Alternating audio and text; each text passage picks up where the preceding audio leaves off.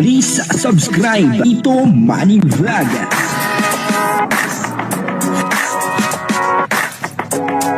Payagan po si Tito Manny Vlog na mag-reactor para pambiling gamot sa kanya pong karamdaman.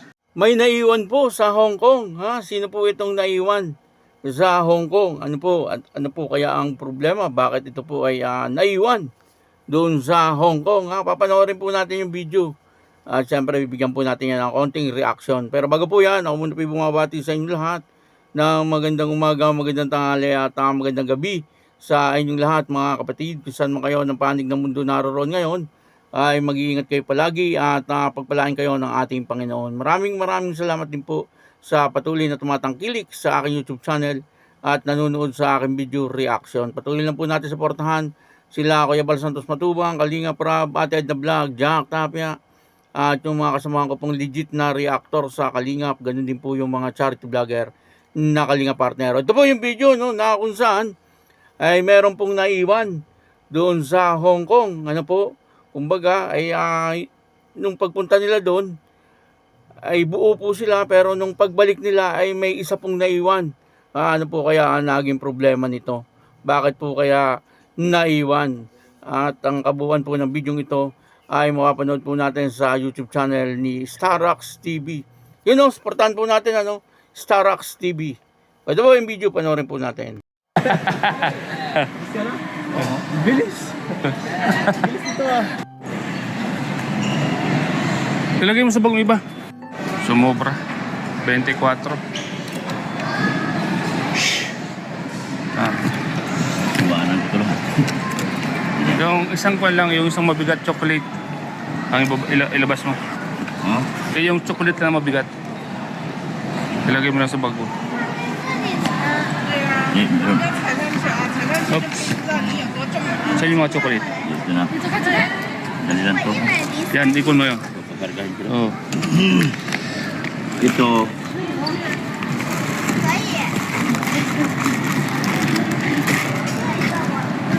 Ilabas mo na yung mga damit mo.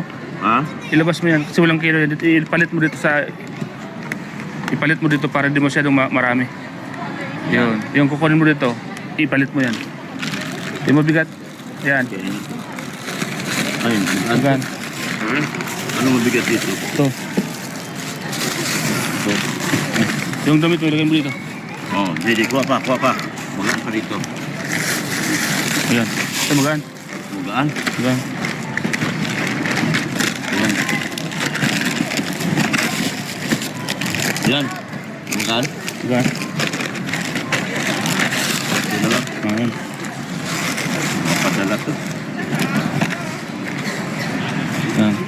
Yan. Ilagay mo dito. Damit mo, ilagay mo dyan. Sabon.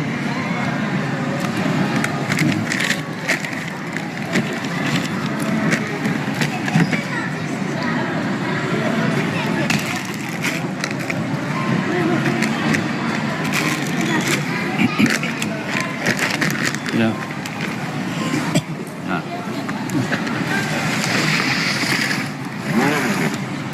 Isa pa.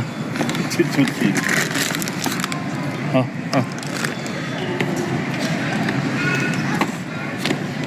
20 na? Ha? 20 na. Oh.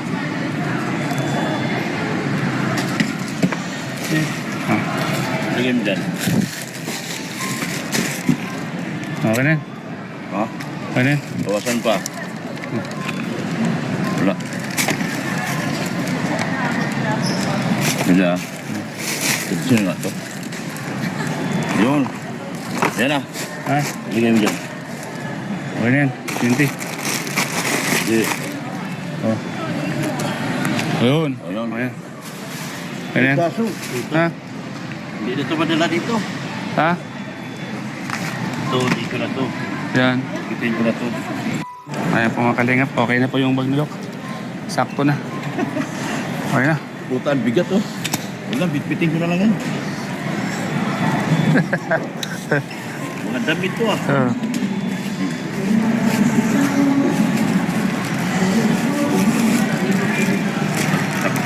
Tabunan natin ng ano.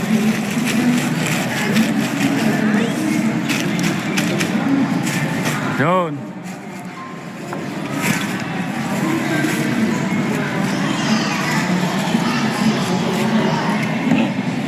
Di ba? Ayos.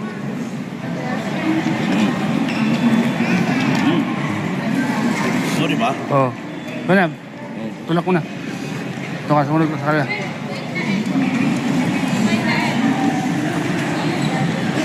$24 ano? Pambira ano?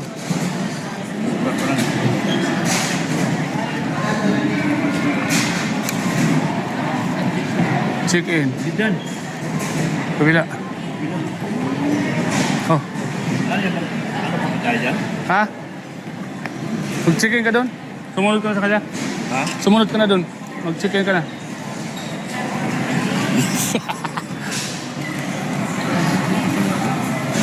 Ayun sila, Kuya Balo.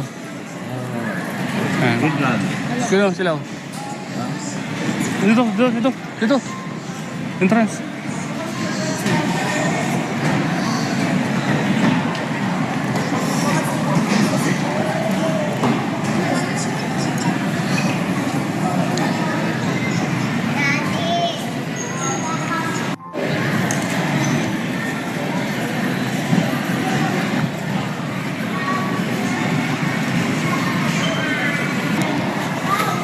Yeah. Oh, ano? Ano si Doc? Natad ko? Ay. Sa akong pa ko, Kuya. Sa ulo pa. March? Oh. Tama tira. Doon kila Chris. Kila Adol ka. Marindokin yung gala. Heads. Sa uno ka pa, bro? Oh. Grabe. Ma-escort muna ako dito. Ma-escort muna ako dito.